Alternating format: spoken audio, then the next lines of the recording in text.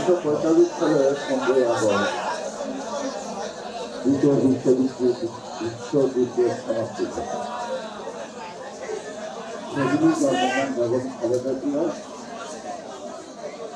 আমার যতটুকু খুশি পারিবারিক সূত্রে তার জন্মের পর কিছু খালেদা জিয়া বলে নিয়ে তার আত্মা বলেছিলেন শান্তি। অর্থাৎ প্রথম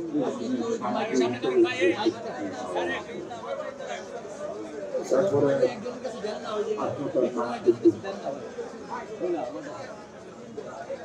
এই পুতুল কাঠের পুতুলও না, মাটির পুতুলও না।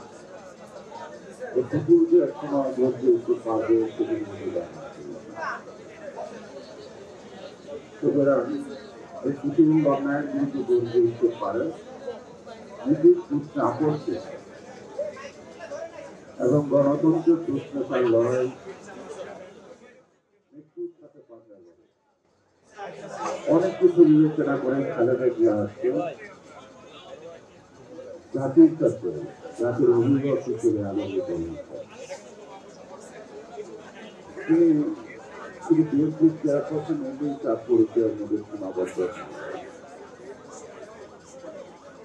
তার লড়াই সংগ্রাম ও তার সাহসিকতা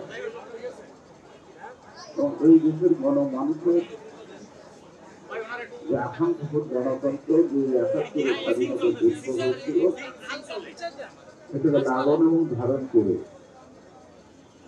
তিনি অদ্যাবধি লড়ে যাচ্ছেন গণতন্ত্র পুনরুদ্ধারের জন্য।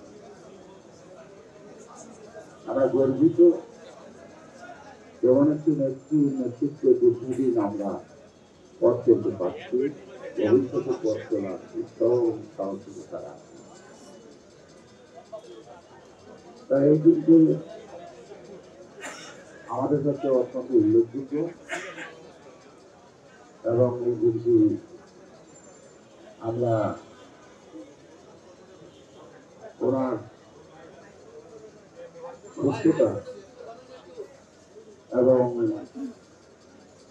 জাতির জন্য আরো তিনি অবদান রাখছেন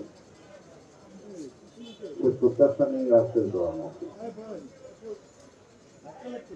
এই দোয়া মাহফিলে বাংলাদেশের স্বাধীনতা যুদ্ধ আজকের দিনটি আসছে, যারা আত্মহত্যা দিয়েছেন, তারা শহীদ দিচ্ছেন, শহীদ হয়েছেন, তারা অবশ্যই জাতিসত্য করণীয় সদস্য।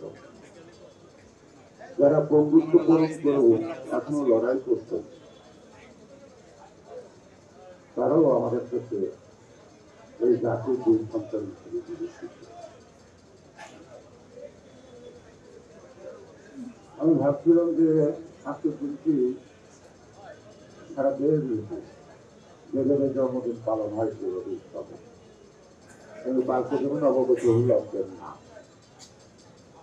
তারা এই দিনটি শুধু দোয়া মাহফিলের মধ্যে আমরা সীমাবদ্ধ থাকবো। একটু একটা রাজনৈতিক সংস্কৃতির অংশ, যেটা অন্যদের মধ্যে নাই। যখন মানুষ সমালোচনা করতো, আমাদের নেতাও তো বই লেখার মধ্যে এই লেখাতেই কথা ঠকে গেছে, কিন্তু আমার জানা মতে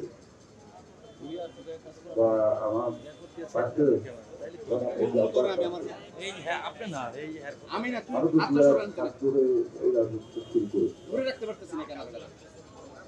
কিন্তু ওনার সাহায্য করোনার পরে আমরা নেতৃত্ব পেলাম।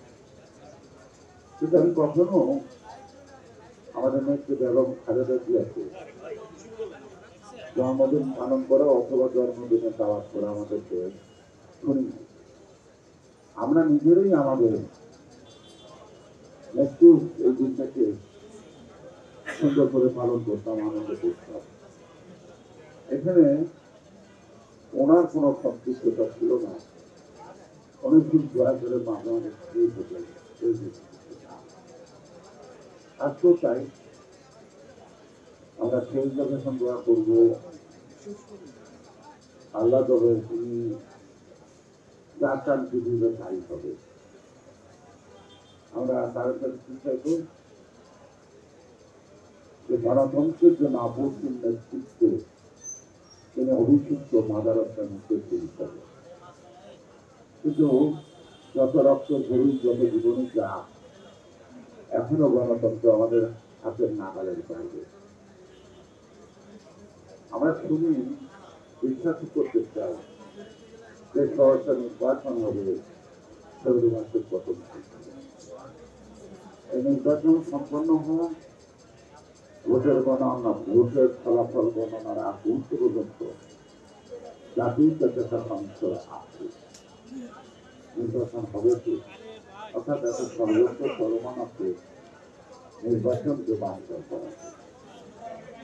এই কারণেই আমাদের কিছু সতর্ক, সংযমী এবং ধৈর্যের ধারণ করার প্রয়োজন আছে। এই জন্য এই গণতন্ত্রকে আনার জন্য আমরা একটা দায়িত্বশীল দলের নেতা কর্মী হিসেবে আমরা সতর্ক সজাগ থাকবো এবং কারো পাঠানো ভাবে বা কারো পাঠানো কথা উত্তর দিয়ে যাতে গণতন্ত্রের বিরোধিত না হয় এবং নির্বাচনকে সৃষ্টি হওয়ার ক্ষেত্রে যেন নতুন করে কোনো চক্রান্তে হাত পেতে এই সফল না হয়।